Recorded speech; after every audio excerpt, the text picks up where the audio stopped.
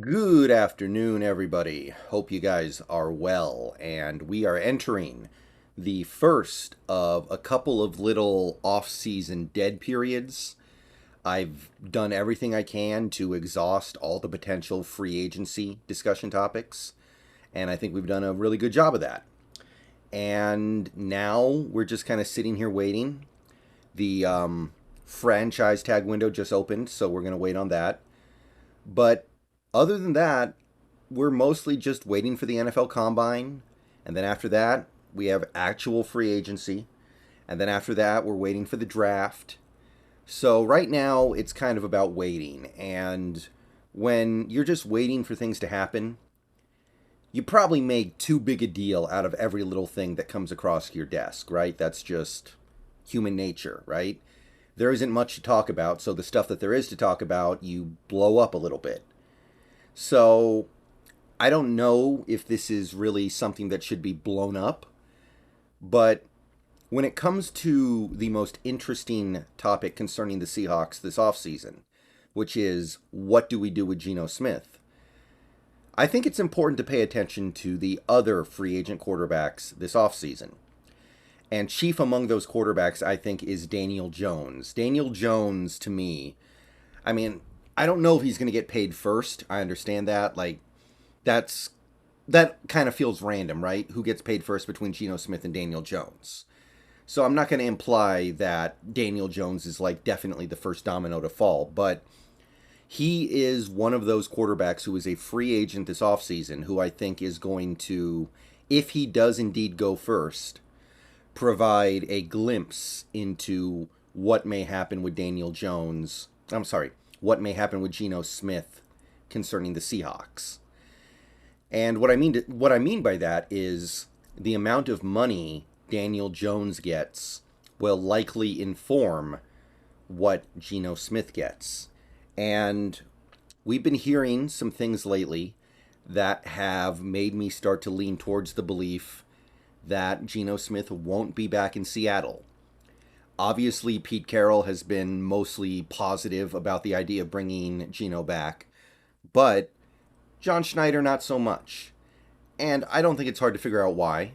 John Schneider's thinking more about the finances, the financial part of the equation, than Pete probably is, because that's their jobs.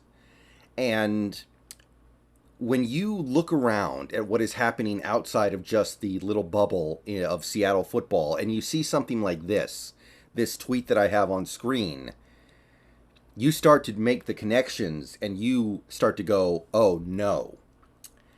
So we got this tweet yesterday. Giants quarterback Daniel Jones wants more than New York has offered him, possibly as much as $45 million per year or more, a source tells Mike Florio. Jones has recently switched agents from CAA to Athletes First. So basically, Daniel Jones is trying to milk every single penny he can get out of his free agency, and milk every single penny that he can out of the first half-decent season that he's had in the NFL. A couple weeks ago, it was reported that Daniel Jones was going to get offered and was expected to accept a $37 million a year deal. And when that happened, I was like, oh, that's not great. Now that I see this, $45 million per year or more, that's really, really bad.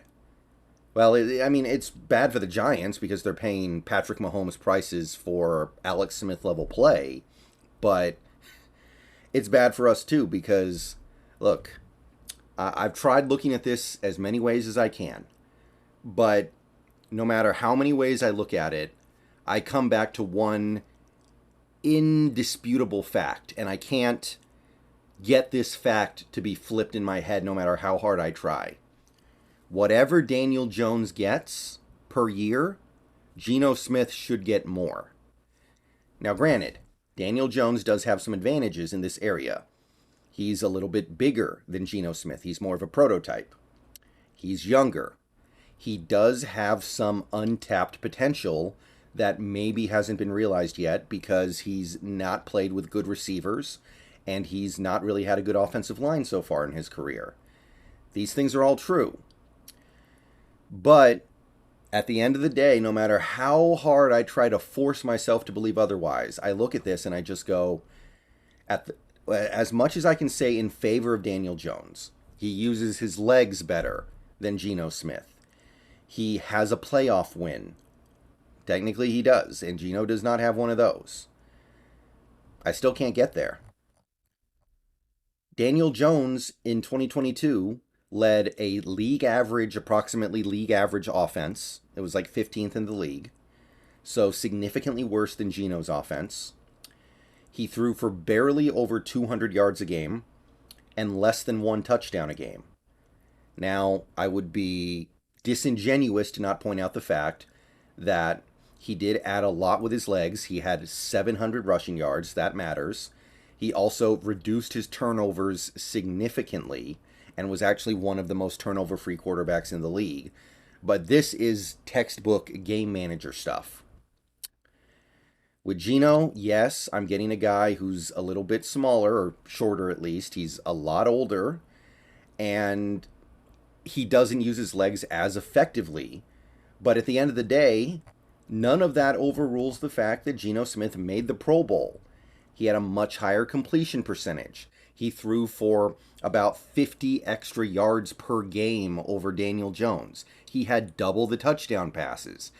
He does turn the ball over a little bit more, but that's what's going to happen when you're throwing the ball 100 times more than the other guy. Now, Geno's got weapons to work with, of course. He's got good receivers. He's got good tight ends. He's got, well, we'll call it a pretty decent offensive line. It's better than Daniel Jones is. I understand that. And hey, you hook up Daniel Jones with a good receiver and a better offensive line, you might get something better out of him. All these things are true, but the proof is in the pudding. And the pudding tells me that Geno Smith, he's a Pro Bowl caliber player as of right now. And he's going to want to get paid based off his Pro Bowl quality production from the 2022 season. And I look at Daniel Jones and I see a guy who had less than one touchdown a game, 200 passing yards a game, significantly lower QB rating, significantly fewer yards. And by the way, he got sacked about as many times as Geno did on about 100 fewer passing attempts. Which, yes, it is a reflection of his offensive line. It's also a reflection of him as a player. So, we all know that quarterback sacks are a quarterback stat a good 80 to 85% of the time. So, I'm just trying to add all this up together in my head.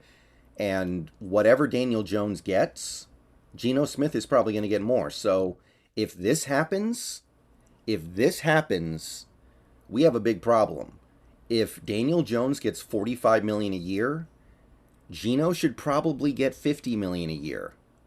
He's better than Daniel Jones, isn't he? Maybe he doesn't have the upside. Maybe he doesn't have the potential to get a little bit better the way Daniel Jones does. But these numbers, I can't get around it. I was hoping that this offseason would be the offseason where teams wised up and started to realize, maybe we just shouldn't go crazy paying mediocre quarterbacks a ton of money. Maybe we should actually be a little bit more measured in our approach. Hey, maybe we shouldn't pay Lamar Jackson when he's gotten injured and missed December the last 2 years and has one playoff win and has, generally speaking, crappy playoff numbers his whole career. Maybe we shouldn't pay Justin Herbert, who hasn't won a playoff game yet. Maybe we shouldn't pay Daniel Jones, who hasn't had an elite season yet.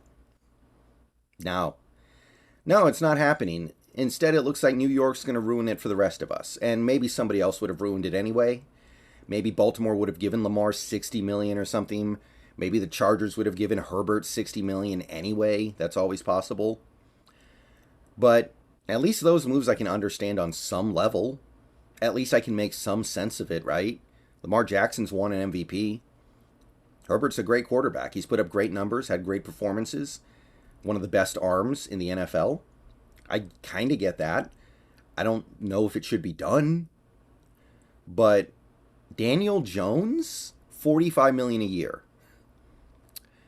Russell Wilson, Deshaun Watson, Patrick Mahomes, Aaron Rodgers level money. Okay, so the moral of the story is if we're going to pay Geno Smith, we might want to pay him quickly. We might want to pay him before Daniel Jones gets paid. Because I'd rather not have to negotiate with Geno after he sees what Daniel Jones gets, if Daniel Jones gets this. But more realistically, I think the lesson is starting to become, I don't know if it's in the cards to keep Geno Smith if this keeps going the way that it is. Like, you got to understand that I believe in a free market. And if the free market says that Daniel Jones is worth $45 million a year, then I believe that Geno Smith should get $50 million a year on the free market. That's how this works. But I don't want it to be my team to give that money to Geno Smith.